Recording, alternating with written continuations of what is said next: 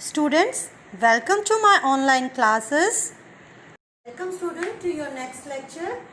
जैसे कि हमने कल पार्ट 2 शुरू किया था, हमारा पहला लेक्चर था प्राणियों में पोषण, ठीक है।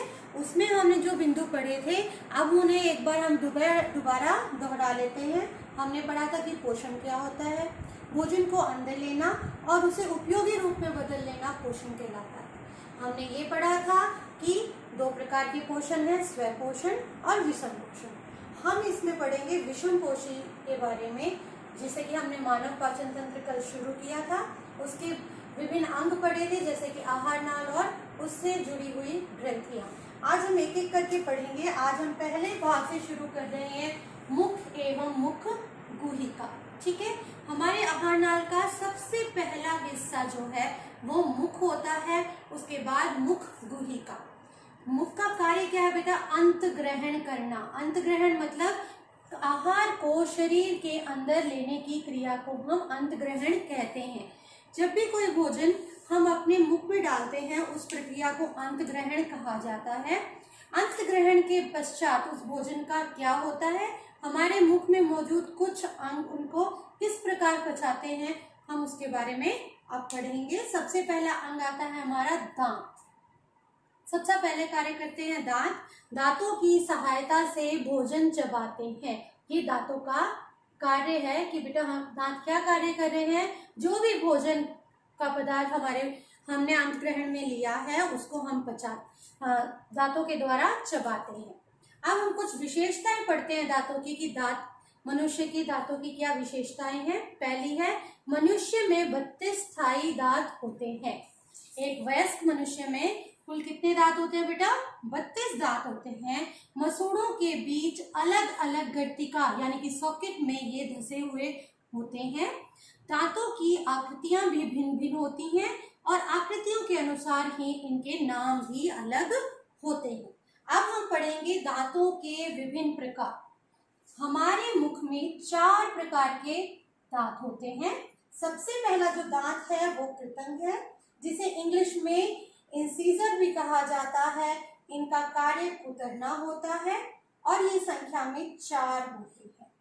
ये कितने संख्या में होते हैं बेटा? 4 होते हैं हमारे मुंह में। दूसरे नंबर पे आता है रत्नक। इन्हें इंग्लिश में कैनाइन्स भी कहा जाता है। इनका कार्य चीरने में और फाड़ने में आता है। जो भोजन हम चीर कर खाते हैं या फाड़ कर खाते हैं, उन दांतों उनमें कौन से दांत काम आते हैं? कैनाइन्स। जैसे कि आपने कुत्तों के दांत देखे होंगे, बहुत ही पैने होते हैं। वो किस लिए होते हैं? कैनाइन्स के कारण होते हैं, क्योंकि उन्हें अपना ज्यादातर भोजन चीर कर और फाड़ कर खाना होता है। ज्यादातर मांसाहारी जंतुओं में ये दांत बहुत ही पैने पाए जाते हैं। उसके बाद तीसरा प्रकार का जो दांत है अग्र चर्वणक है। इसे इंग्लिश में प्रीमोलर कहा जाता है, जो कि 6 की संख्या में पाए जाते हैं, 4 की संख्या में पाए जाते हैं। अब कैनाइन 2 होते हैं बेटा हमारे मुंह में, और जो प्रीमोलर या अग्रचर्वणक है वो कितने पाए जाते हैं? 4, ठीक है। इनका काम चबाना और भोजन को दबाने के काम में आते हैं। चौथा प्रकार है जो चर्वणक कहलाता है, जिसे इंग्लिश में मोलस कहा जाता है, और ये संख्या में 6 होती है और इनका कार्य भोजन को चबाना होता है। आशा करती हूँ समझ आया होगा बेटा। अगर आप अब इसका जोड़ देखें तो ये दांत 4 हैं, ये 2, ये 4 और ये 6, इन सभी को जोड़ा जाए तो हमें जोड़ प्राप्त होगा 16। तो ये हमारे एक जबड़े में 16 दांत होते हैं। 16 दांत नीचे, 16 दांत ऊपर, मिलकर कितने बन गए? 32 दांत, ठीक है बेटा। ये हो गया हमारे मुख के एक अंग के बारे में कि दांत क्या करते हैं। दांत के बाद आती है एक ग्रंथि, जो कि मैंने आपको कल भी बताई थी। हम पढ़ेंगे लाला ग्रंथि के बारे में।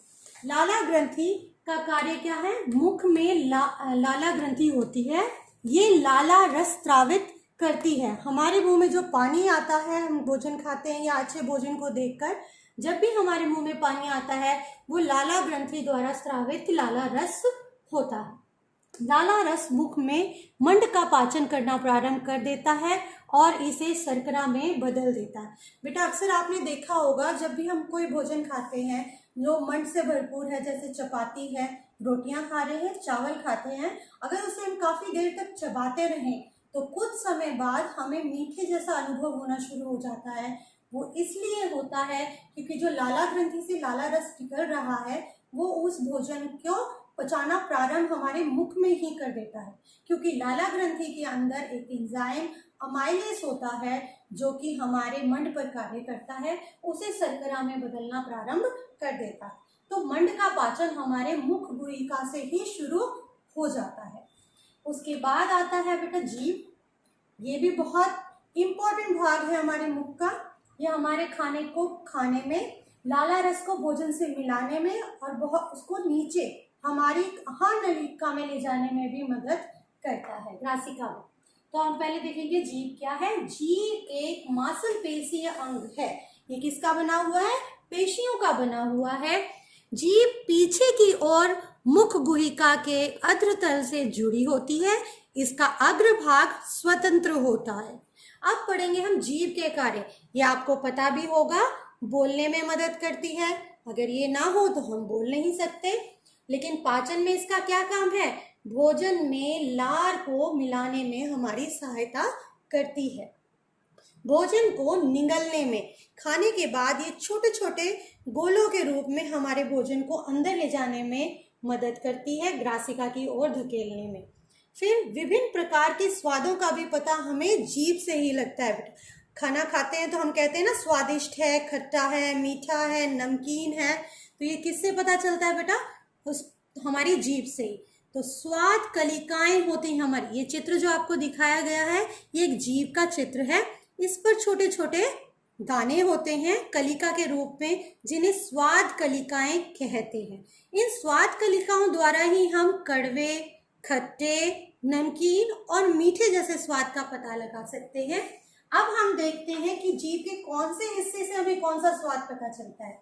जो हमारा जीभ का अगला हिस्सा होता है, शुरुआत का ये लंबा हिस्सा देख रहे हैं आप चित्र में, ये हमें नमकीन स्वाद को बताने में मदद करता है। ये बीच वाला हिस्सा हमें मीठे के स्वाद के बारे में बताता है। इन दोनों तरफ से हमें खट्टे का स्वाद पता चलता है और ये पीछे की ओर बड़ा हिस्सा हमें कड़वे स्वाद के बारे में बताता है। तो मुख और मुख गुहिका में पाचन का कार्य इस प्रकार होता है। विभिन्न जो अंग है आज मैंने आपको समझाए हैं। कल वाले वीडियो में बेटा हम आगे करेंगे कि भोजन इसके बाद आहार नाल में जाता है, आहार नाल क्या करती है, भोजन को कैसे नीचे ले जाती है, आमाशय में क्या होता है, हम आमाशय के बारे में पढ़ेंगे, आमाशय की भित्ति के बारे में और कौन से रस स्रावित होते हैं। आज की वीडियो के लिए इतना ही। धन्यवाद।